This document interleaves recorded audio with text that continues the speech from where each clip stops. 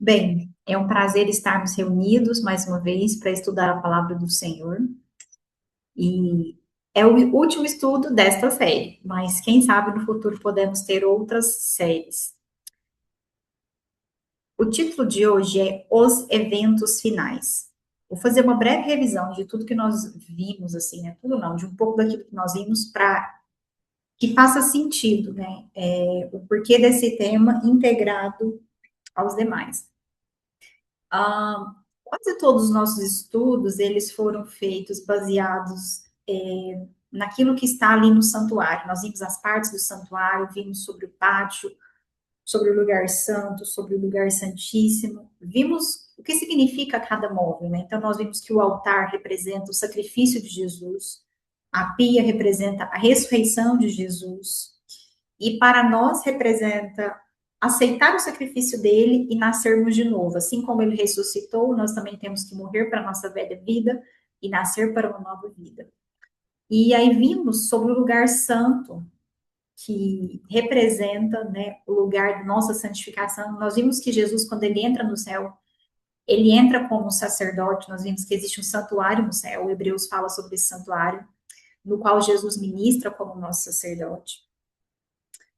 E que ele está ali, né, garantindo que a palavra chegue até nós, ele está garantindo que o Espírito Santo seja derramado diariamente, ele intercede por nós para que as nossas orações sejam ouvidas ali no altar de incenso.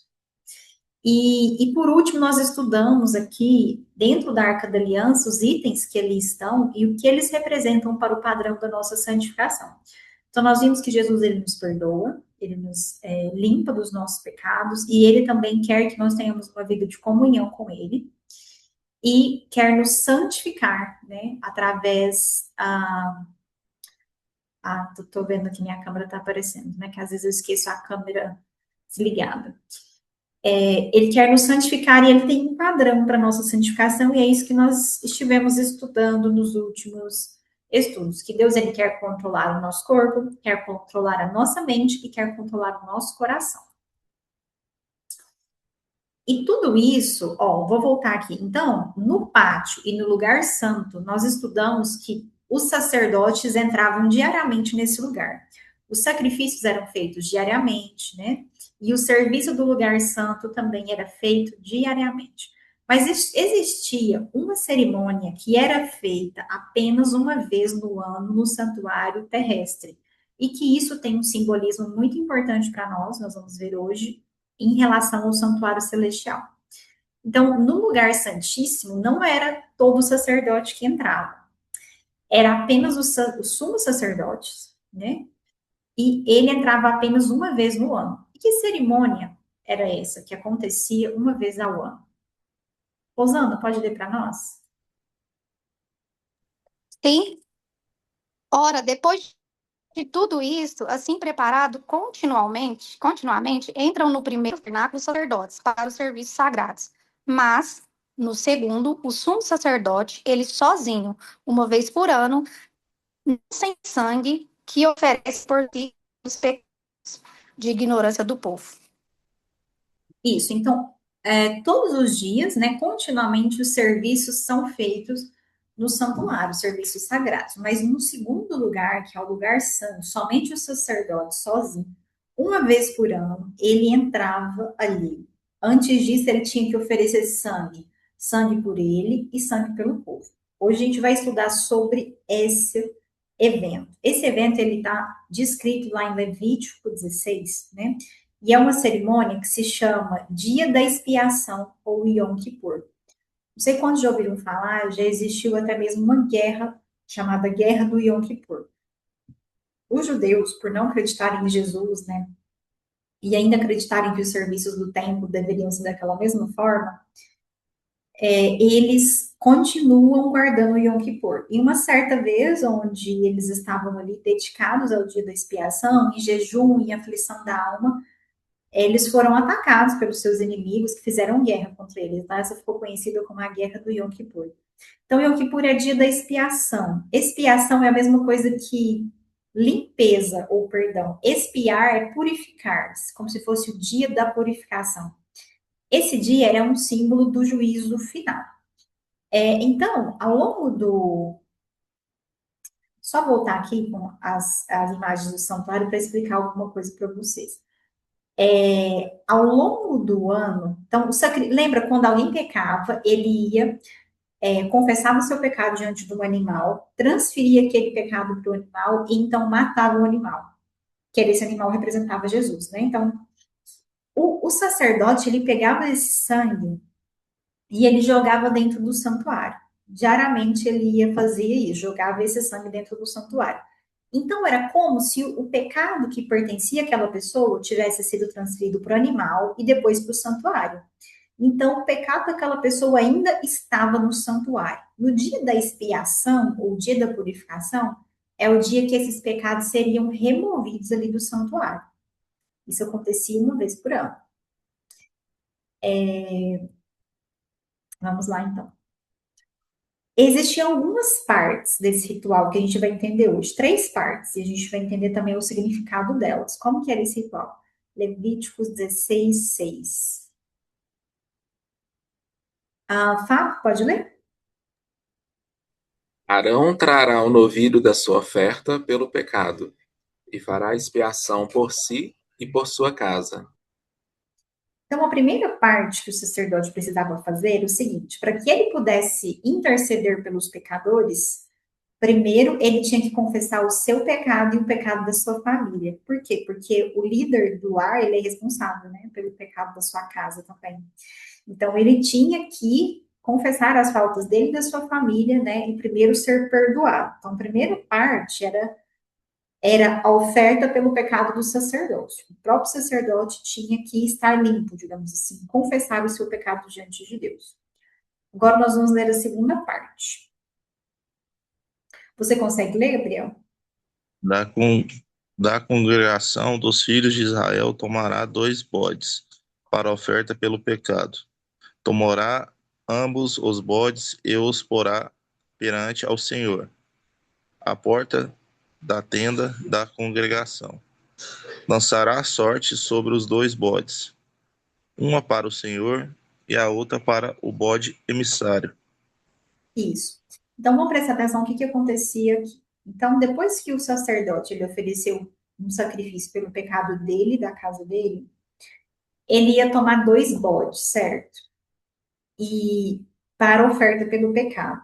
E colocaria os 2 na porta da tenda da congregação. Na porta do santuário, ele colocaria aqueles 2 bodes. Então, ele lançaria sorte, como se fosse sortear, né? Um bode seria para o Senhor e o outro bode para emissário, ou enviado. Vamos ver o que significa isso. Tá vendo que ele está aqui com 2 bodes? Então, ele está lançando sorte, né? Ver qual que vai para cada lado. Então, Arão, ele fará chegar o bode sobre o qual cairá a sorte para o Senhor e oferecerá por oferta pelo pecado. Então, um bode ia ser oferecido como oferta pelos pecados do povo, ia ser um sacrifício. Mas e o outro bode? Mas o bode sobre que cairá a sorte para bode emissário será apresentado vivo perante o Senhor. Então, um seria morto como sacrifício e o outro seria apresentado vivo. Vamos entender o significado disso. Então, ele imolará o bode da oferta pelo pecado, que será para o povo, e trará o seu sangue para dentro do véu. O seu sangue aspergi-lo-á no propiciatório e diante dele. Então, vamos ver isso aqui primeiro. O que é diante do véu? Existia um véu que separava o lugar santo do lugar santíssimo. Então, quando ele fala que ele vai trazer, né, o sangue para dentro do véu, quer dizer que ele vai para o lugar santíssimo. Então, ele vai levar esse sangue desse bode que vai servir como sacrifício até o lugar santíssimo. Nós passamos vários estudos entendendo que dentro da Arca da Aliança está o padrão que Deus espera de nós. Né? E só que todos nós já erramos nessas coisas. Todos nós já pecamos nessas coisas e ainda que estivéssemos perfeitos, não seria possível, né, sermos salvos sem o sangue de Jesus, sem Jesus realmente limpar as nossas transgressões.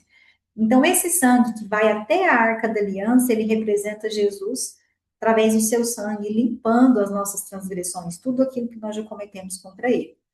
vai ser, nós já confessamos, já transferimos esse pecado, mas ele precisa ser apagado, né? Ali ele tem que ser removido. Depois mais para frente a gente vai entender melhor isso. Então esse bode que era oferta pelo pecado, ele tinha o seu sangue levado até esse lugar, lá dentro do véu. Assim fará expiação pelo santuário por causa da impureza dos filhos de Israel e das suas transgressões e de todos os seus pecados. Então, uma vez por ano, essas transgressões eram apagadas através desse sangue, né, que simbolicamente entrava ali em cima da Arca da Aliança. O propiciatório é a tampa da Arca da Aliança. Então, o sangue era aspergido sobre a tampa da arca. Agora, a terceira parte, em Levítico 16, 20 e 23, é a seguinte. Nós vimos o que aconteceu com o bode morto, certo? O sangue dele foi levado até o santuário. E agora, o bode vivo?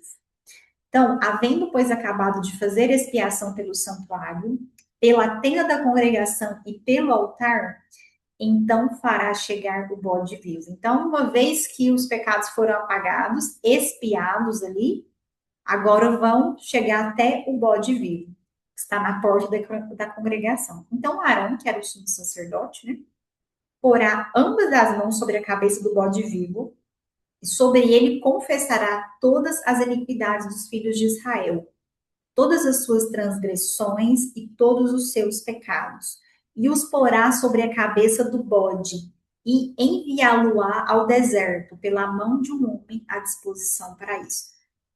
Então, os pecados seriam confessados, né, sobre este bode, e este bode seria levado até o deserto. Um homem soltaria aquele homem do deserto, então é como se o mal fosse transferido agora para o bode, e o bode vai desaparecer. Se o bode desaparecer ali de Israel, então o pecado também desapareceu, o pecado foi embora. Até agora deu para entender essa cerimônia? Não sei se vocês já tinham escutado a esse respeito, mas basicamente é isso. Então, Eu nunca tinha escutado. não, né? Então, você vai entender também o significado, Rosana, disso. Tudo isso tem um Ficou meio significado. confuso para mim, foi muita informação. Foi. Ó, vou tentar repetir então. Basicamente, uma vez por ano era realizada uma cerimônia, certo? Que chamava Dia da Expiação. E no dia da expiação, o sacerdote era o dia de apagar os pecados. Durante todo o ano, as pessoas iam confessando seus pecados, jogando lá no santuário. Matei o animalzinho e jogou o sangue no santuário, jogou o pecado. Mas uma vez por ano, esse pecado seria limpo, certo? Seria limpo através de um sangue que entraria. De um sangue que entraria no lugar santo, né? Deixa eu ver se a imagem está aqui.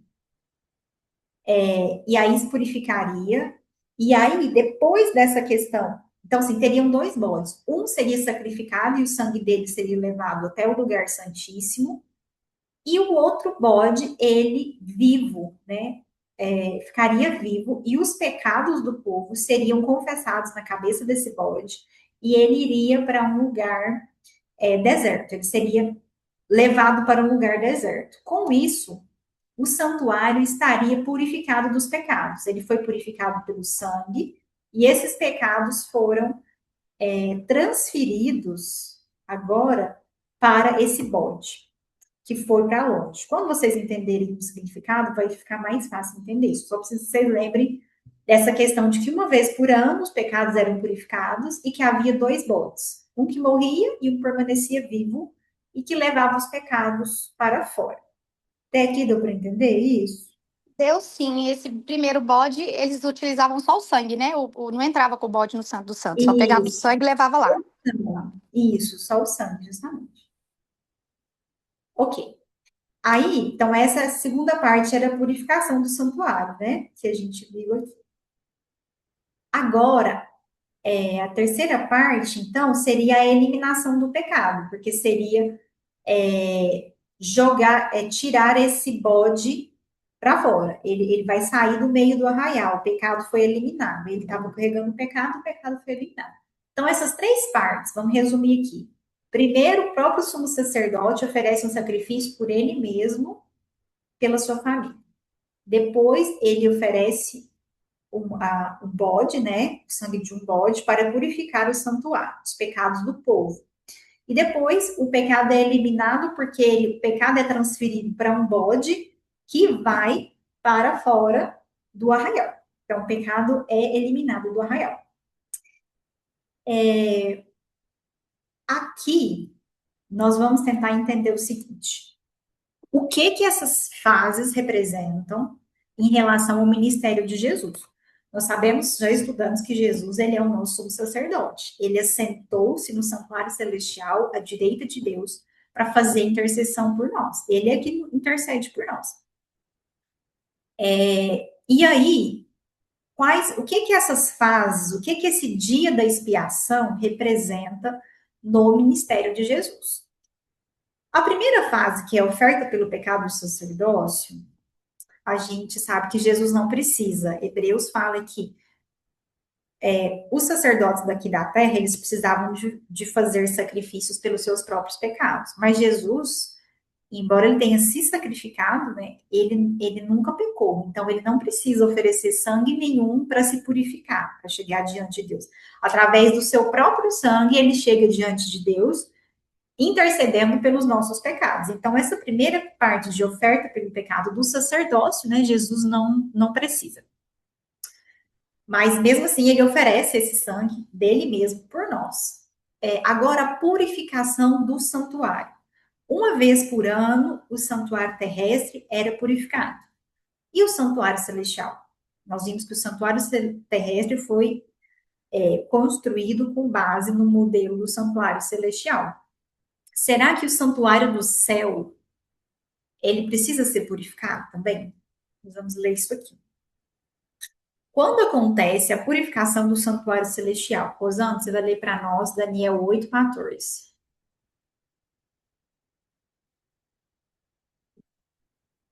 Tá. Ele me disse, até 2.300 tardes e manhãs, e o santuário será purificado. Então, Daniel é um livro histórico, mas também profético, Conseguiu né? ouvir? Consegui, sim. Aqui é Alô? uma...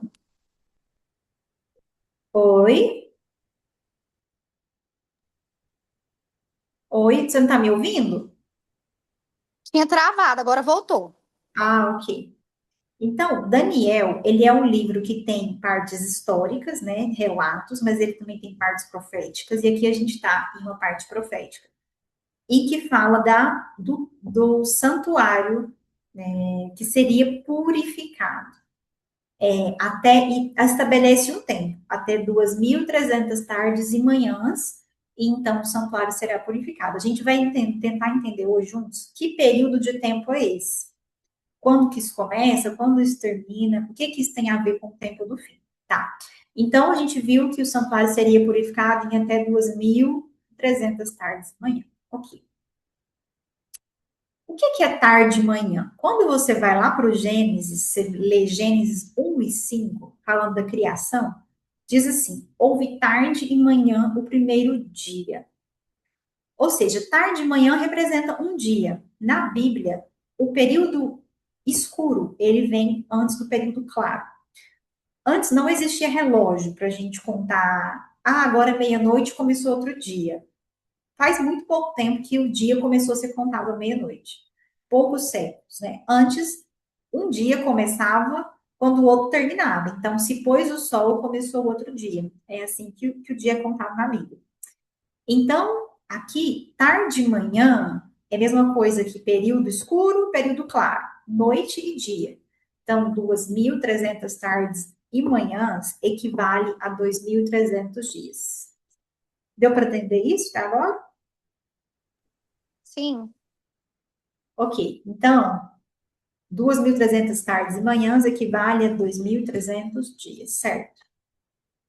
Agora, existe um período de interpretação profética na Bíblia em que um dia pode ser entendido como um ano. Nós vamos ver um exemplo disso. Pode simbolizar um ano. Então, Números 14, 34 diz o seguinte: segundo o número de dias em que espiastes a terra, 40 dias, cada dia representando um ano, levareis sobre vós as vossas iniquidades 40 anos.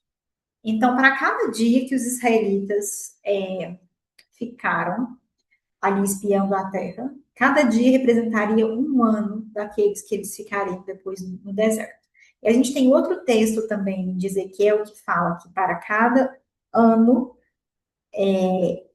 o profeta deveria ficar um dia deitado para cada ano de punição que teria para o povo de Israel. Então, frequentemente na Bíblia, um dia simboliza um ano. E nesse contexto, vocês vão ver que entender aqui um dia como um ano faz todo sentido para o cumprimento dessa profecia. Por quê? Então, 2.300 tardes e manhãs equivale a 2.300 dias. 2.300 dias, segundo o princípio dia-ano da interpretação profética, em que um dia equivale a um ano. Então, seria um período de 2.300 anos. Agora, a gente precisa saber quando que começaria a contar os 2.300 anos, para a gente saber, nós estamos querendo entender quando que o santuário começaria a ser purificado. Lá em Daniel mesmo, 9, nós vamos ler alguns versos. 25 diz assim, sabe e entende, desde a saída da ordem para restaurar e para edificar Jerusalém. Então, Jerusalém ficou destruída, né, por algum tempo, eles foram levados cativos, mas houve uma ordem para que pudesse ser restaurada e edificada Jerusalém. Isso aconteceu no ano 457 a.C. Quando você soma 2.300 anos, se você inclui, né, o ano zero, se você fizer a conta, isso cai no ano de 1844. 2.300 anos desde a saída da ordem para reconstruir Jerusalém. O que Deus, aí Daniel escreve isso, né, essas profecias sobre o tempo do fim, sobre o tempo que o santuário seria purificado. O que Deus pediu que Daniel fizesse quando ele terminou de escrever o seu livro? Fábio, pode ler? E naquele tempo se levantará Miguel, o grande príncipe, que se levanta a favor dos filhos do teu povo. E haverá um tempo de angústia qual nunca houve, desde que houve nação até aquele tempo. Mas naquele tempo livrar-se-á o teu povo, todo aquele que for achado escrito no livro. E muitos dos que dormem do pó da terra ressuscitarão, uns para a vida eterna e outros para vergonha e desprezo eterno. E tu, Daniel, encerra estas palavras e sela este livro, até ao fim do tempo. Muitos correrão de uma parte para outra, e o conhecimento se multiplicará. Isso. Então, tudo que Daniel escreve ali, que era profético, Deus pede para ele selar, né, para ele encerrar, porque essas coisas seriam compreendidas no tempo do fim. Isso mostra para nós que essas profecias de Daniel, boa parte delas, se cumpririam no tempo do fim, e que nesse tempo as pessoas teriam mais conhecimento. O conhecimento ou a ciência se multiplicaria, as pessoas aprenderiam, então, o significado deste livro, elas conseguiriam compreender. Aqui está um slide da Bom Jesus, né? No dia da expiação, no santuário terrestre, o que as pessoas deviam fazer? Aquela vez lá, uma vez por ano, né, que acontecia aquela cerimônia da expiação. O que as pessoas que estavam do lado de fora, que não eram sumo sacerdote, o que eles deviam fazer nesse dia da expiação? Levíticos 16, 29 e 30. Pode ler, Rosana. Isso vos será por estatuto perpétuo. No 7º mês, aos 10 dias do mês, afligireis a vossa alma e nenhuma obra fareis, nem o natural, nem o estrangeiro que peregrina entre vós. Porque naquele dia se fará expiação por vós, para purificar-vos, e sereis purificados de todos os vossos pecados perante o Senhor. Isso, então, no dia da expiação, as pessoas que estavam ali fora do santuário, elas estavam afligindo a alma delas. O que é isso? elas estavam confessando os seus pecados, né? E se entristecendo por eles, elas estavam dando evidência de arrependimento. Para que os pecados delas pudessem ser purificados, elas deveriam assumir essa atitude de arrependimento pelos seus pecados. E então, eles teriam seus pecados purificados. Eles iam afligir a vossa alma, né? E o que que acontecia com a pessoa que nesse dia não afligia sua alma? Levítico 23, 28 e 29. Porque é o dia da expiação, para fazer expiação por vós perante o Senhor vosso Deus. Porque toda alma que desse dia se não afligir será eliminada do seu povo.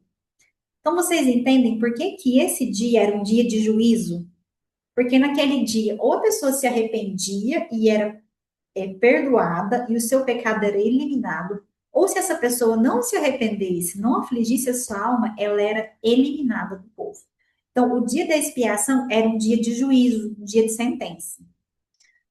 Rosana aqui como advogada, deve estar entendendo, né, Rosana, que os termos, Nossa, existiu eu o tô até com juízo. medo, inclusive, tô aqui atemorizada.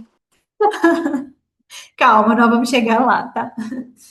Então, depois que o juízo terminar, né? Peraí, parece que eu pulei umas partes.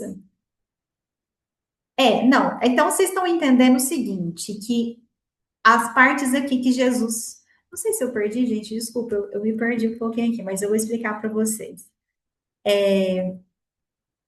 Será que... Então, é isso. Então, em 1844, foi quando começou a purificação do santuário, certo? Até 2.300 tardes e manhãs, o santuário será purificado. Vimos que teve uma data para começar, desde a ordem para reconstruir Jerusalém, né? Então, desde 1844, começou a expiação ou a purificação do santuário celestial, que é o quê? O juízo. O juízo já começou. Apocalipse 14 diz assim: temei a Deus e dai-lhe glória, pois é chegada a hora do seu juízo. Ou seja, já chegou a hora do seu juízo, né? Então, o juízo ele já começou. Nós começamos nosso nome, né? O nome das pessoas ali que morreram, tudo começou a passar ali em juízo. Depois que o juízo terminar, será que haverá chance de nos arrependermos e sermos salvos? Porque quando Jesus volta a este mundo, ele vem já com o galardão. Ele vem para separar os justos dos injustos, para dar a recompensa de cada um. Então, antes de Jesus voltar, o juízo precisa terminar, né? Começou no ano de 1844, que você falou? Isso, exatamente. Ou seja, nós estamos no tempo do fim, né? Então, depois que o juízo terminar, ainda haverá a chance de nos arrependermos e sermos salvos? A gente vai ler Apocalipse 22, 11 e 12. Pode ler, Rosana.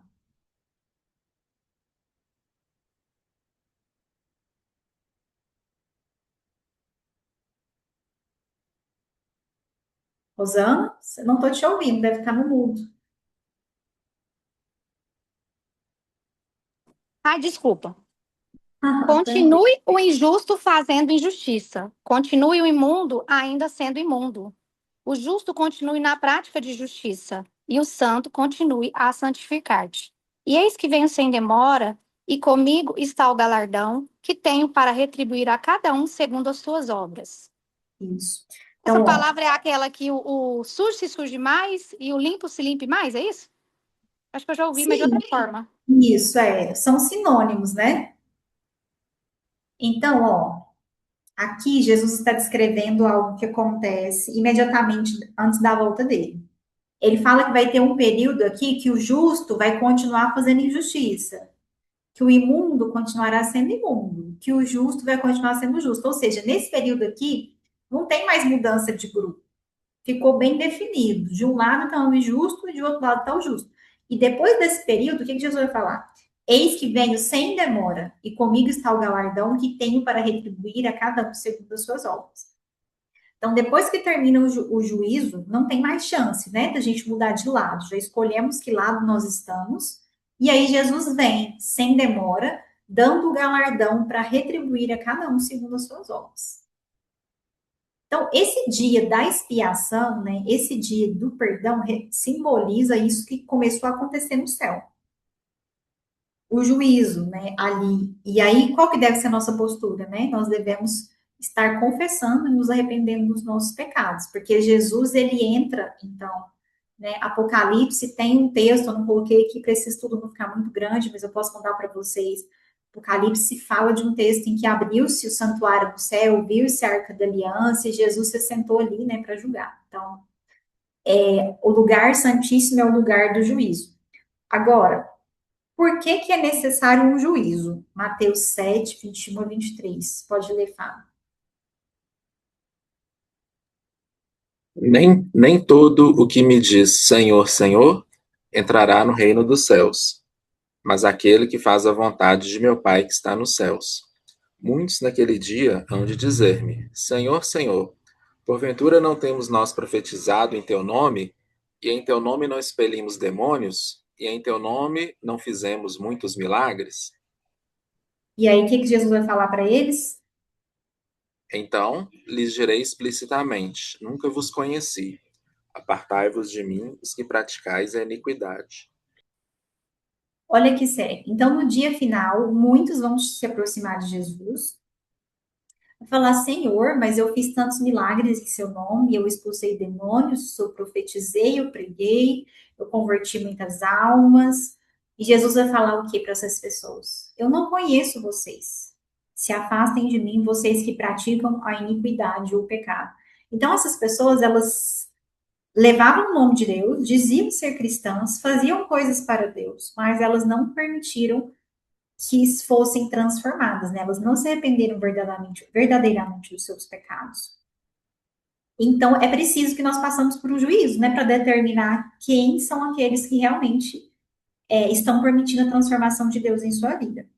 E quantos serão julgados? Porque importa que todos nós compareçamos perante o tribunal de Cristo, para que cada um receba segundo o bem ou o mal que tiver feito no corpo. Isso é 2 Coríntios. E agora Romanos 14, 12. Assim, pois, cada um de nós dará contas de si mesmo a Deus. Ou seja, o juízo, ele é universal. Todos nós teremos que comparecer diante de Deus, né, para sermos julgados segundo o bem ou mal que nós tivermos feito no corpo. E quanto daquilo que nós tivermos feito se tornará conhecido no dia do juízo? Eclesiastes 12, 13 e 14. Rosana. De tudo o que se tem ouvido, a suma é: teme a Deus e guarda os seus mandamentos, porque isso é o dever de todo homem. Porque Deus há de trazer a juízo todas as obras, até as que estão escondidas, que sejam boas, quer sejam más. Isso. Então, ainda que as pessoas não saibam, né, das coisas que nós pensamos, das coisas que nós falamos, das coisas que nós fizemos, mesmo aquilo que está escondido, Deus vai trazer em juízo as nossas obras. A Bíblia diz que eu sou justificado pela fé. Por que então eu vou ser julgado pelas minhas obras? Tiago 2. Meus irmãos, qual é o proveito se alguém disser que tem fé, mas não tiver obras? Pode, acaso, semelhante fé salvá-lo? Assim também a fé, se não tiver obras, por si só está morta. Aquele que tem realmente a verdadeira fé, essa fé se manifesta em obras, né? Mas alguém dirá, tu tens fé e eu tenho obras. Mostra-me essa tua fé sem as obras, e eu com as obras te mostrarei a minha fé. Então, se alguém tiver fé, mas não tiver obra, ele não pode provar sobre essa fé. Né? Mas quando eu tenho uma obra de acordo com a vontade de Deus, eu estou dando testemunho da minha fé.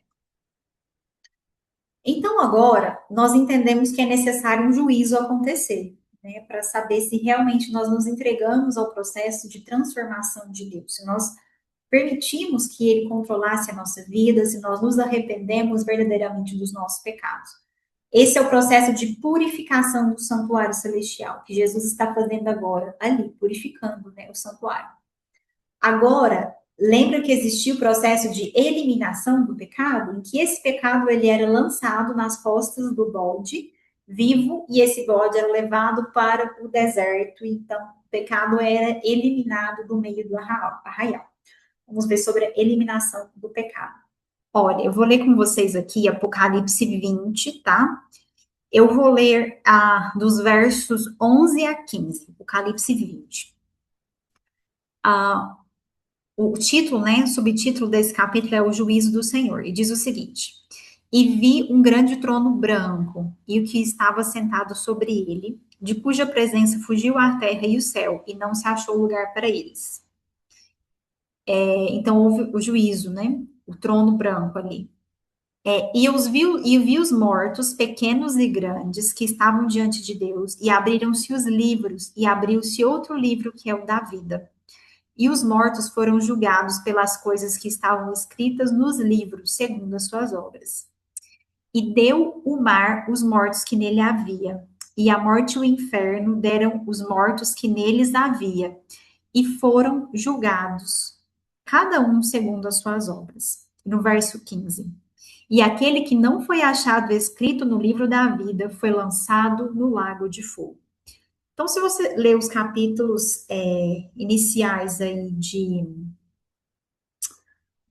os capítulos finais de Apocalipse, você vai ver com detalhes tudo o que acontece. Mas, basicamente, aqueles que não se arrependem, que não têm os seus nomes escritos no livro da vida, eles vão ser lançados no lago de fogo e enxofre, inclusive Satanás. Então, no final das contas, Satanás, ele vai pagar pelos pecados, não somente os dele, mas também aqueles pecados que ele levou as pessoas a cometerem, né? Então, Satanás ficou anos e anos tentando fazer as pessoas pecarem, fazendo as pessoas pecarem, tentando, e agora ele vai ser aquele bode, né, que vai levar os pecados das pessoas, porque ele vai ser eliminado, né? E aí, quando houver esse grande lago de fogo e enxofre, haverá de fato a eliminação do pecado. Deus, ele não deseja destruir os pecadores. Deus ama os pecadores, mas Deus odeia o pecado. Então, o que acontece? Imaginem comigo. Deus ama o estuprador, mas ele odeia o estupro, certo? Ele ama aquela pessoa, mas ele odeia aquilo que aquela pessoa faz. E Deus não pode permitir que o estupro permaneça nesse mundo, porque isso machuca as pessoas, isso é doloroso. Então vai chegar um tempo, está chegando esse tempo, em que Deus precisa eliminar o estupro do mundo. Se o estuprador, ele não largar o estupro, ele não se desvencilhar disso, ele não permitir que Deus tire o estupro da vida dele, quando Deus for eliminar o estuprador vai junto, porque o estuprador se agarrou no estupro. Então Deus, ele quer eliminar o mal, ele não quer eliminar ninguém. A Bíblia diz que Deus não tem prazer na morte do perverso, na morte do ímpio, mas ele quer que todos se arrependam. Só que a graça dele, né, a misericórdia dele, chega um momento que não tem como prosseguir. Porque senão o ser humano, cada vez mais, ele continua, né, pecando. Então, o que vai acontecer? As pessoas que realmente não permitirem ser salvas por Deus, Deus vai precisar eliminá-las de vez desse planeta. E o que vai acontecer com os salvos, né? Nós vimos aqui Vocês estão conseguindo? Aqui, ó. Deixa eu passar aqui os slides agora. Então, o pecado é eliminado da terra, né? Eliminando-se Satanás e os que não têm seu nome no livro da vida, eles vão ser eliminados no lago de fogo e enxofre, sofrendo a segunda morte. Ou seja, a morte eterna, vão morrer para sempre. E o que acontece com os salvos? E vi um novo céu e uma nova terra, porque já o primeiro céu e a primeira terra passaram e o mar já não existe.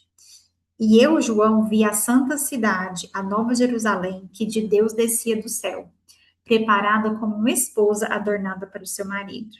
E ouvi uma grande voz do céu que dizia: Eis aqui o tabernáculo de Deus está com os homens, pois com eles habitará, e eles serão o seu povo, e o mesmo Deus estará com eles e será o seu Deus. Então Deus vai fazer tudo novo, criar um novo céu, nova terra, purificados do pecado, e a cidade santa vai descer do céu, chamada de Nova Jerusalém, e Deus vai habitar, né, com os seres humanos ali. Eles serão o povo de Deus, Deus estará com eles, habitaremos para sempre com o Senhor. E Deus limpará de seus olhos toda a lágrima, e não haverá mais morte, nem pranto, nem clamor, nem dor, porque já as primeiras coisas são passadas. E o que estava sentado sobre o trono disse: Eis que faço novas todas as coisas. E disse-me: Escreve, porque essas palavras são verdadeiras e fiéis. E disse-me mais: Está cumprido. Eu sou o Alfa e o Ômega, o princípio e o fim. A quem quer que tiver sede, de graça lhe darei da fonte da água da vida. Quem vencer, herdará todas as coisas, e eu serei seu Deus, e ele será meu filho. Amém por isso? Que linda promessa, né? Deus promete para aqueles que forem perseverantes, né? Que lutarem até o fim e vencerem ao lado de Jesus, ser fiel até a morte, né? E dar-te-ei a coroa da vida. Para aqueles que até a morte buscarem ser fiéis ao Senhor, procurarem andar ao lado do Senhor e não abrirem mão, né, de estar com Deus, ter o Senhor como sua prioridade. Esses terão a oportunidade de habitar para sempre com Deus. E para esses não haverá mais lágrima, não haverá mais morte, não haverá pranto nem clamor.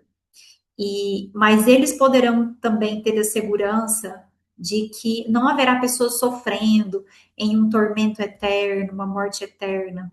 Nós não fizemos esse estudo com muitos detalhes, porque eu achei que ficaria muito longa a nossa série, mas nós estudamos sobre a morte, nós estudamos que aqueles que morrem, eles não estão no céu nem no inferno, eles não estão vendo nada. E quando você lê os últimos capítulos de Apocalipse, também em Tessalonicenses, você vê que a Bíblia fala de ressurreição, de uma ressurreição. Jesus também fala sobre isso nos evangelhos. Existe uma ressurreição para a vida eterna. Aqueles que morreram salvos vão ressuscitar para a vida eterna. E aqueles que morreram perdidos, eles vão ressuscitar na segunda ressurreição para a morte eterna. Eles vão ressuscitar somente para morrer de novo, e dessa vez vão morrer eternamente. A Bíblia fala no Antigo Testamento que Satanás é reduzido a cinzas, né? Então, por que que os salvos vão poder nunca mais chorar? Não só porque eles não estão sofrendo mais, porque essa seria uma perspectiva egoísta, né? Eu não estou sofrendo, eu estou aqui no céu, não estou nem isso, meu pai, minha mãe estão no inferno, não. Mas eles sabem que não tem mais ninguém sofrendo no planeta. Não vai ter mais lágrima, Deus vai enxugar a última lágrima, né? Quando nós realmente virmos essas pessoas que às vezes nós amamos, mas que não se arrependeram, pode ser que elas percam a sua salvação. Mas elas não vão ficar sofrendo eternamente. Eu fico pensando, eu não conseguiria torturar uma pessoa nem por algumas horas. E a gente acredita que Deus vai deixar uma pessoa sofrendo eternamente porque ela pecou 50 anos, 30 anos, 70 anos, que Deus vai torturar essa pessoa eternamente.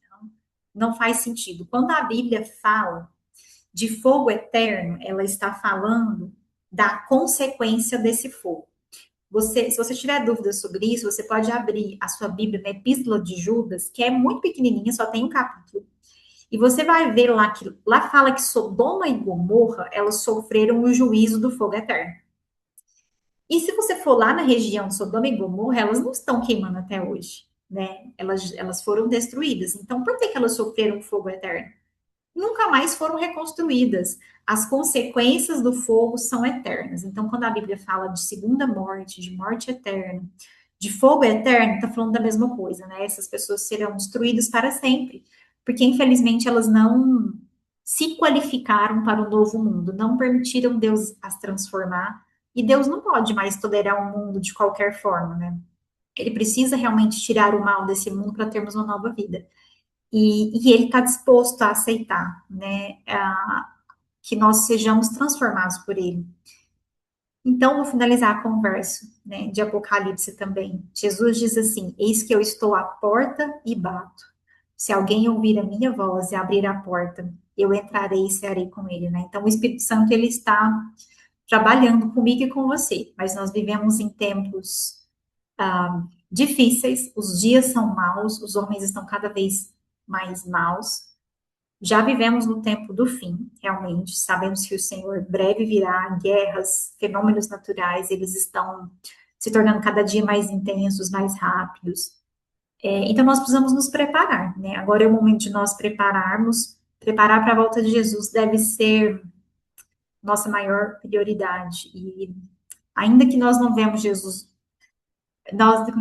Jesus voltar, a gente sabe que Jesus pode voltar para mim, para você, se nós morrermos, né? Quando nós morremos é nosso último dia, nossa última oportunidade.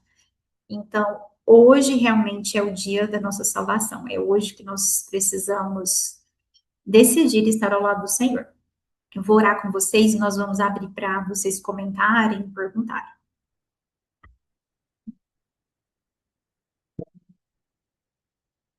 Senhor, nosso Deus, nosso Pai, queremos te agradecer pelo estudo da tua palavra, por tantas lições ricas que o Senhor deixou para nós. Hoje nós estudamos que já vivemos no tempo do juízo, que o juízo já começou, segundo as profecias da tua palavra, Pai. Não sabemos que dia ele terminará, mas ele pode terminar hoje para mim. Se eu falecer, se eu vier a morrer. Então, Pai, nos ajuda a viver cada dia, assim como vivia aquele povo.